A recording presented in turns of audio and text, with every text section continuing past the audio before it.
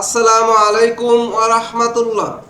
আজ গোটা বিশ্বে যে সংঘাত চলমান, তার একমাত্র উদ্দেশ্য হলো মুসলিম নিধন করা। সকল দেশের অমুসলিম এক হয়ে মুসলিম নিধনের সকল চেষ্টা চালিয়ে যাচ্ছে এবং সফলও হচ্ছে।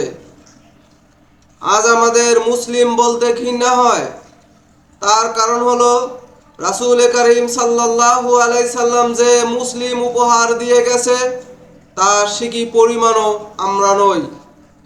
হায় আফসোস, আজ মুসলমানদের মনে এতটুকু বোধ শক্তি নেই সত্য বলার। কিসের মোহে মুসলিমরা আজ বিবেকের দুয়ারে তালা লাগিয়েছে? তাই আসুন সকল মুসলিম এক হয়ে হিংসা নিন্দা ভুলে আল্লাহর বান্দা ও রাসূল সাল্লাল্লাহু আলাইহি সাল্লামের উম্মত হিসেবে নিজেকে প্রতিষ্ঠা করি। আসসালামু আলাইকুম ওয়া রাহমাতুল্লাহ।